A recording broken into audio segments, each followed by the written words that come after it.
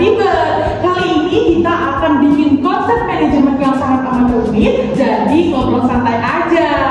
Pada podcast kali ini kita kedatangan tamu spesial nih, seorang akademisi yaitu Kak Brian. Terima kasih Vivi, senang sekali bisa hadir ke sini untuk berbagi. Oke Kak Brian, kali ini kita akan bicara tentang A-nya manajemen nih Kak. Kadang orang-orang awam itu bingung, sebenarnya manajemen itu definisinya apa sih Kak? Dan apakah sederhana mengurus kantor aja? Oke Vivi, jadi manajemen itu nggak sekadar mengurus kantor aja Vivi. Jadi ada beberapa tahapan di manajemen. Yang pertama itu ada merencanakan, kemudian melaksanakan, dan yang terakhir itu ada mengevaluasinya Vivi.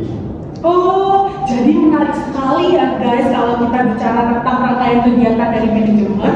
Nah, kalau nggak salah itu biasa kita sebut sebagai fungsi manajemen nggak sih Kak? Betul sekali Vivi, sering kita sebut sebagai POAC atau POAC. Yang dimana P-nya itu yang pertama ada planning atau pelaksanaan, perencanaan, kemudian ada O-nya organizing, kemudian ada A-nya yaitu activity atau pelaksanaan, kemudian ada C-nya yaitu controlling. Itu merupakan 4 pilar utama yang kita inikan di manajemen. Oh, jadi menarik sekali ya guys tentang POAC itu. Nah, kalau kita dengar nih Kak, kadang POAC itu berhubungan dengan sumber daya nggak sih Kak? Nah, sumber daya itu kan pasti ada 6 sumber daya yang kita ketahui. Bisa dijelasin nggak ke teman-teman sobat manajemen? Sekali lagi, jadi ada 6 M yang dikelola dalam manajemen. Yang pertama ada man atau manusia, yang kedua ada money atau uang, kemudian yang ketiga itu ada material, yang keempat ada mesin, yang kelima ada market atau pasar, kemudian yang terakhir ada metode bisnis. Keenam itulah yang kita kelola di dalam manajemen. Wah, menarik sekali nggak sih sobat manajemen perihal tentang 6M tadi ya Kak ya. Jadi terakhir nih Kak, apa sih bedanya efisiensi dengan efektivitas dalam konteks manajemen ini Kak?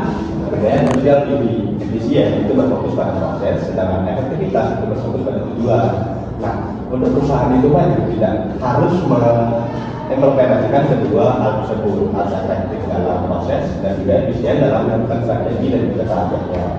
Wah, hebat sekali nih pencerahan dari Kak Brian. Jadi kita tahu nih apa bedanya efektivitas dengan efisien dalam manajemen. Jadi sobat manajemen, kita masuk ke segmen kedua.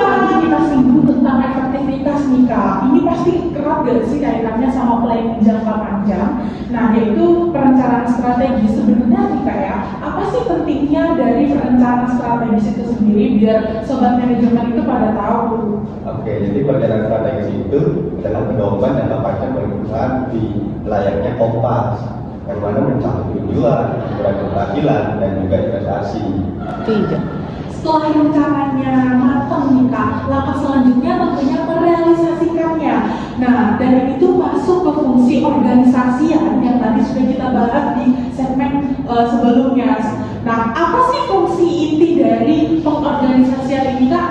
Oke, jadi intinya dari perorganisasian atau organizing ini adalah jembatan antara rencana dan juga aksi di mana kita itu akan mengalokasikan 6 M yang sudah saya jelaskan sebelumnya, terutama men, dan juga membagi tugas-tugas dari men itu yang kita miliki atau anggota yang kita miliki. Dan juga kita di sini akan menetapkan struktur dari organisasi kita sendiri. Wah, menarik sekali nggak sih? Berarti struktur organisasi itu adalah cerminan dari proses pengorganisasian itu sendiri, guys. Wah, luar biasa banget nih sobat manajemen di rumah. Hari ini tuh kita dapat banyak banget ilmu dari Kak Brian. Yang pertama yaitu manajemen adalah proses POAC. Ayo, belum dicatat nih ya.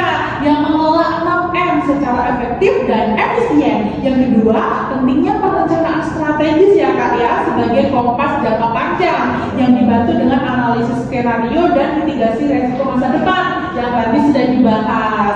Dan yang terakhir, kita dapat ilmu lagi tentang fungsi pengorganisasian untuk menyusun dan struktur organisasi yang jelas agar semua itu bekerja ya Kak, sumber daya manusia. Terima kasih banyak nih Kak Brian yang udah mau menjelaskan dan juga membagi waktunya untuk kita para sobat manajemen di rumah. Ya, sama-sama Bibi. Semoga ilmu yang saya bagikan ini berguna ya untuk sobat-sobat manajemen di rumah sana. Oke, sobat manajemen.